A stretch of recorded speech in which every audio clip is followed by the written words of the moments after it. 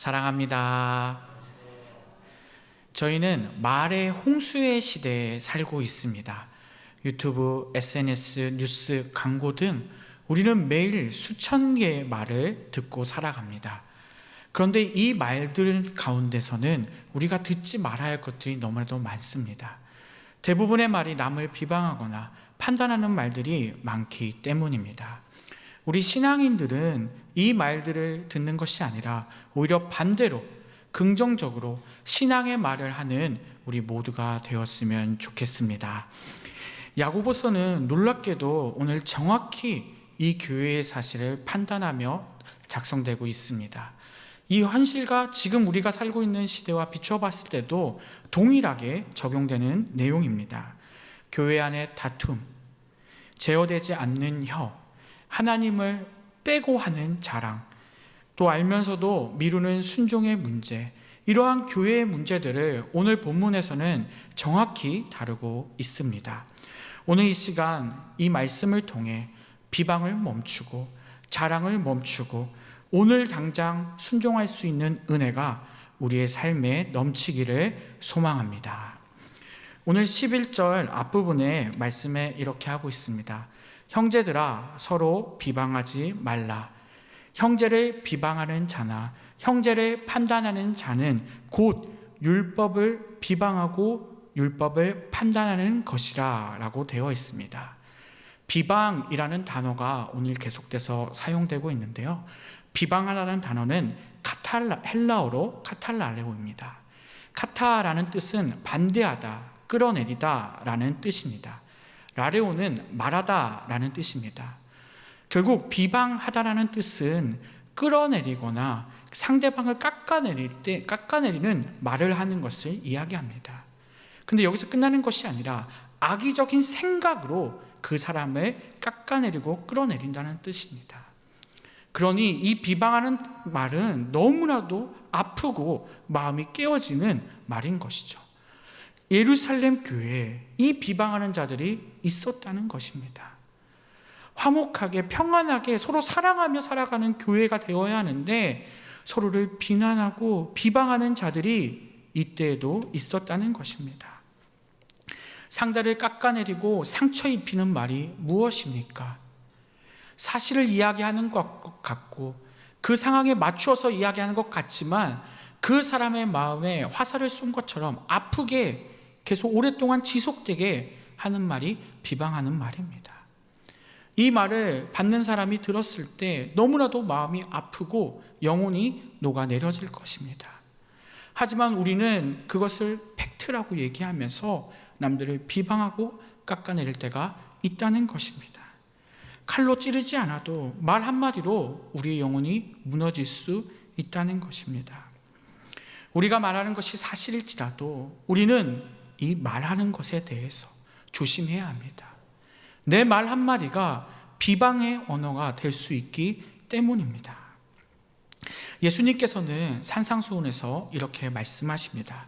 마태복음 5장 21절, 22절 제가 읽겠습니다. 옛 사람에게 말한 바 살인하지 말라. 누구든지 살인하면 심판을 받게 되리라 하였다는 것을 너희가 들었으나 나는 너희에게 이르노니 형제에게 노하는 자마다 심판을 받게 되고. 여기서 살인하는 것과 노하는 것이 같이 있습니다.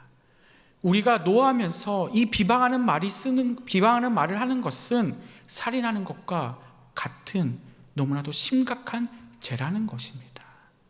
그렇기에 우리는 남들을 대하고 교회에서 언어를 쓸 때 비방하는 것에 대해서 매우 조심해야 합니다.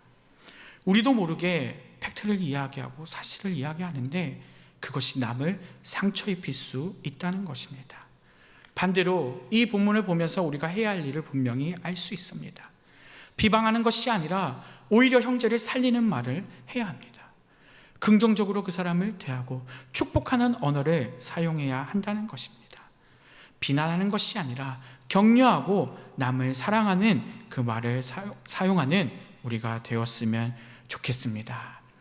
야고보 사도가 이 비방하지 말라라고 강하게 이야기한 이유는 이 교회 공동체의 분위기를 좋게 만들려고만 하는 것이 아니었습니다.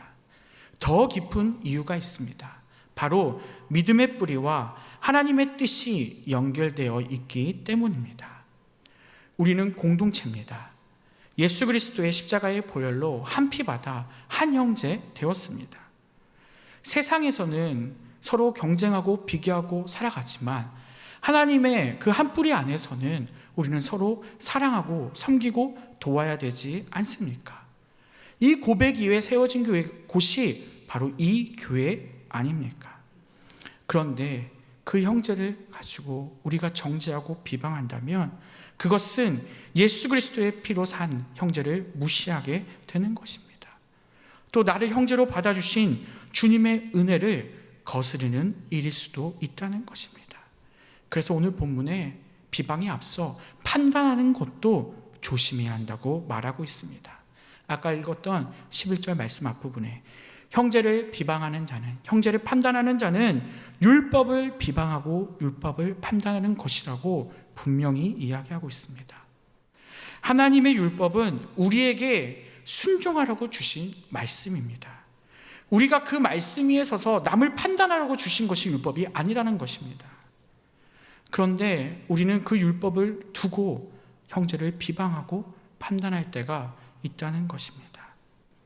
우리는 우리도 모르게 내가 심판자인 것처럼 그 율법에 맞추어서 사람을 바라보고 비방할 수 있다는 것입니다.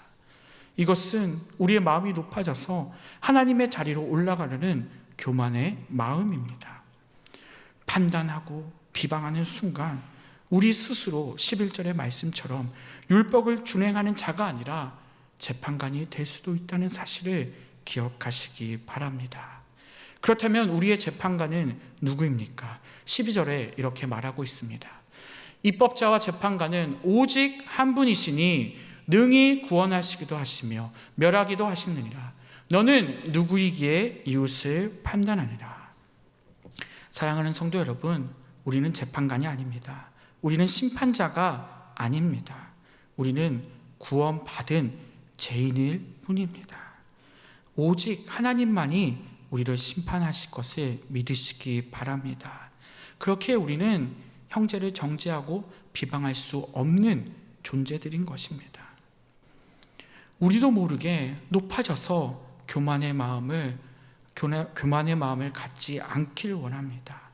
우리는 스스로 판단할 자격이 없고 우리에게는 도리어 허물 많은 존재임을 믿으시기 바랍니다. 남을 정죄하는 순간 내 교만이 스스로 나타날 것이고 내 허물이 오히려 드러나게 될 것입니다. 그렇게 우리는 남을 정죄하고 비방하는 것이 아니라 오히려 나 자신을 살필 줄 아는 우리가 되었으면 좋겠습니다. 지금도 내가 다른 사람을 세우고 있는가? 다른 사람을 정말로 사랑하고 있는가? 겸손의 마음으로 하나님의 말씀에 순종하고 있는가?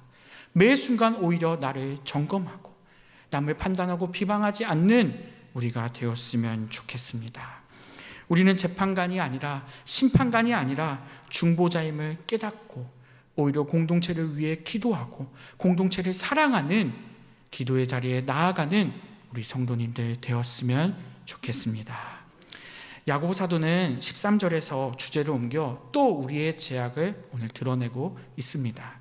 13절에 보면 너희가 어떤 도시에 가서든지 1년 동안 장사하여 이익을 보려는 자들아 라고 하고 있습니다. 상인들이 보통 계획을 정해서 1년 동안 장사를 합니다. 그런데 오늘 야고보 사도는 이 상인들이 계획하면서 아주 돈을 많이 버는 이 상인들을 보면서 오늘 꾸짖고 있는 것입니다. 계획하며 돈 버는 것이 무슨 문제가 있겠습니까? 그런데 여기에 빠진 것이 있었습니다. 바로 하나님이 빠진 것입니다. 그들은 오직 돈 벌고 세상에서 원하는 성공만 따라갔기 때문에 그들의 행동은 잘못되었다고 오늘 야고보 사도가 정확하게 꾸짖고 있는 것입니다. 세상의 방식대로 우리는 살아갈 때가 많습니다. 그 가운데 하나님이 빠진다면 그것 또한 우리가 악한 죄임을 깨달으셔야 합니다. 이 행동을 보고 야고보 사도는 오늘 우리가 잘 알고 있는 단어를 사용합니다. 바로 허탄한 자랑이라고 이야기합니다. 세상 사람들이 보기에는 완벽한 계획, 완벽한 성공, 완벽하게 이루어가는 것처럼 보입니다. 그런데 하나님이 빠지니 그 성공은 하나님 보시기에 완벽한 것이 아니라는 것입니다. 하나님이 빠져 있으니 아무것도 아닌 장사를 이 상인들이 하고 있다고 오늘 혼내고 있는 것입니다. 그 뒤에 이어 14절에 이렇게 말합니다. 내일 일을 너희가 알지 못하는도다. 너희 생명이 무엇이냐? 너희는 잠깐 보이다가 없어지는 안개니라. 여기서 노란색으로 알지 못한다라고 적혀 있는데요, 이것은 단순히 모른다는 의미가 아닙니다. 완전히 통제할 수 없다는 것입니다. 우리는 내일을 온전히 알 수 있습니까? 통제할 수 있습니까? 인간의 생명은 안개와 같아서 잠시 머물다가 사라진다고 오늘 본문은 분명히 기록하고 있습니다. 우리는 길게 살 것 같아도 안개와 같이 순식간에 사라지게 되는 존재입니다. 여기에 어느 누구도 내일 일을 장담할 수 없다는 것입니다. 그렇기에 우리는 세상의 성공 방식을 쫓아 사는 것이 아니라 하나님의 계획 가운데 하나님 말씀에 순종하여 계획이 부족할지라도 준비가 덜 될지라도 하나님 뜻에 순종하며 하나님의 뜻에 살아가는 우리가 되었으면 좋겠습니다. 15절에 정말 너무나도 아름다운 표현이 있습니다. 주의 뜻이면 우리가 살기도 하고 이것이나 저것을 하리라 라고 말하고 있습니다. 계획하는 것이 잘못이 아니죠. 살아가는데 계획은 필요합니다. 그런데 계획하고 세워나가는 일에 이 15절의 고백이 우리의 삶에 필요하다는 것입니다. 주의 뜻이면 우리가 모든 계획을 하고 나아갈 때 주의 뜻을 외치고 고백하며 살아가야 한다는 것입니다. 내 인생의 주인이 내가 아니라 하나님이 되었으면 좋겠습니다. 그러한 때 안개같이 보이지 않는 내 인생을 하나님이 이끌어갈 것을 믿으시기 바랍니다. 16절에 하나님이 없는 계획이 얼마나 큰 문제인지를 오늘 또 본문에서 설명하고 있습니다. 우리가 세운 계획으로 살아갈 때 허탄한 자랑을 계속 하게 될 거라고 이야기하고 있습니다. 허탄하다는 뜻은 헛되고 교만하다라는 뜻입니다. 아까 상인에 대해서 이야기했는데요, 겉으로는 상인들이 세상에서 돈을 잘 벌었습니다. 계획적이고 많은 것들을 가져갑니다. 그런데 이 돈을 많이 버는 세상에서의 성공 계획처럼 보이지만 이 중심에 하나님이 없으면, 세상에서 성공했더라도 그 중심에 하나님이 없다면 그 모든 것이 허탄한 자랑이라는 것입니다. 그리고 이 허탄한 자랑을 16절 마지막 부분에 보면 악한 자랑이라고까지 이야기합니다. 우리는 누가복음 12장에 어리석은 부자 이야기를 너무 잘 알고 있습니다. 풍년을 맞이해서 창고를 크게 짓습니다. 그리고 이제 편히 쉬려고 합니다. 그런데 하나님께서는 어리석은 자여 이 밤에 내 영혼을 도로 찾으리니 그러면 내 준비한 것이 누구의 것이 되겠느냐라고 질문하십니다. 그의 문제는 창고를 크게 짓는 것이 아닙니다. 그는 세상의 성공 방식대로 모든 것들을 해나갔습니다. 그런데 거기에 빠져 있었던 것이 있었습니다. 바로 하나님이 빠져 있었다는 것입니다. 결국 그의 인생은 하나님께서 책임질 수 없고 하나님께서 알 수 없다고 분명히 말씀하고 있다는 것입니다. 사랑하는 여러분, 우리는 인생을 살아가면서 세상이 말하는 것들에 쫓길 때가 너무나도 많습니다. 그런데 오늘 말씀은 너무나도 무섭게도 이것이 허탄한 자랑이 될 가능성이 높다고 분명히 말하고 있습니다. 내년에는 반드시 성공할 거야. 어떻게든 잘 살게 될 거야.